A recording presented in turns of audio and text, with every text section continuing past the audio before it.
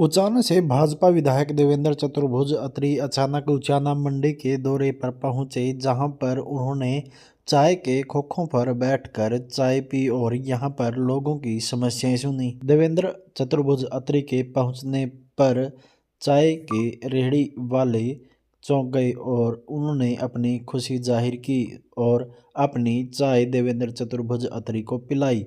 वहीं भाजपा विधायक ने कहा कि उचाना उनका परिवार है और हमेशा उचाना की जनता के बीच में रहकर ही कार्य करेंगे।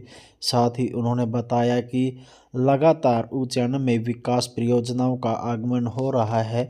वहीं 17 करोड़ की जल परियोजना को पहले ही हरी झंडी दे चुके हैं और अब उचाना बस स्टैंड को जल्द ही शुरू करवा दिया जाएगा और उचाना में आने जाने वाले यात्रियों को इसकी सुविधा मिलेगी। साथ ही देवेंद्र चतुर्भुज अत्री ने कहा कि वह पहले की विधायकों की तरह उचाना में नहीं रहना चाहते। अब उचाना के लोगों को चंडीगढ़ न जाकर उचाना में ही अपने विधायक से मिलने और समस्याओं को सुनने का मौका दिया जाएगा। वहीं देवेंद्र चतुर्भुज अत्री अपने लोगों के बीच में आकर काफ़ी खुश भी नज़र आ रहे थे। साथ ही चाय के खोखे वाले भी खुश नज़र आ रहे थे और अपनी चाय पिलाने के बाद उन्होंने कहा कि ऐसा विधायक पहली बार देखा जो चाय के खोखों पर बैठकर उनकी समस्याओं का समाधान करता है और लोगों की समस्याएं सुनता है। देखिए खास रिपोर्ट।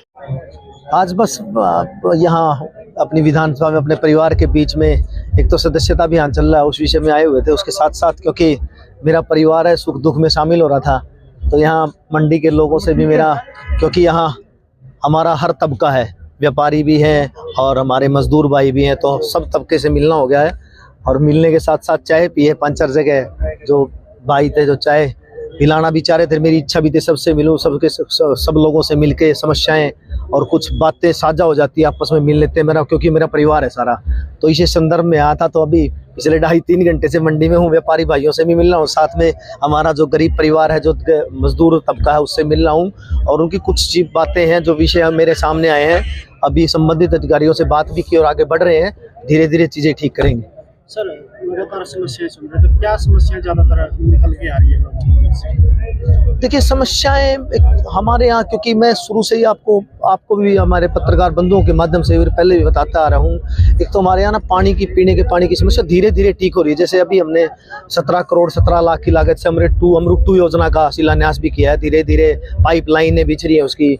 उचाना कला और उचाना शहर में तो काफ़ी चीज़ें ठीक भी हो रही है, पाइपलाइन दब रही है। और उसमें जो प्रोजेक्ट है, धीरे धीरे देखो, एक ऐसा विषय है जहाँ पे मैं भी यही कहूँगा कि जादू की छड़ी मेरे से पास भी नहीं कि 1 मिनट में ठीक कर दूंगा।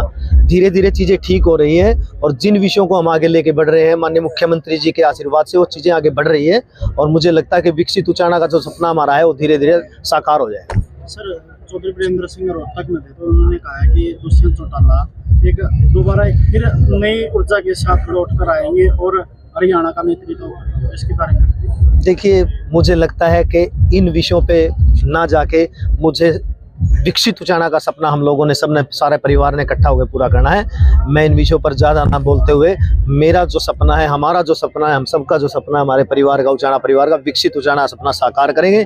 इन विषयों पे मैं अब नहीं जाना चाहता, है पीछे की बात है। सर, डिप्टी सीएम जो काम ना कर पाए दुष्यंत चौटाला नए बस स्टैंड को लेकर, वो आपने कर दिखाया, इसके बारे में क्या? ये सब लोगों का आशीर्वाद है। माननीय मुख्यमंत्री हमारे श्रीमान नायब सैनी जी, जिनका डंका देखिए आप, आज तो मैं कहूँगा कि पूरे विश्व में बजता है, क्योंकि पूरे भारत देश में बजता है, क्योंकि भारत देश में चर्चा है कि उनकी मुस्कान के लोग फैन हैं। और मैंने माननीय मुख्यमंत्री जी के आशीर्वाद से आज ये वहाँ प्रोजेक्ट मैनेजर हैं जो अपने नेशनल हाईवे के, उनसे बात हुई थी, उनको इस विषय से अवगत कराया।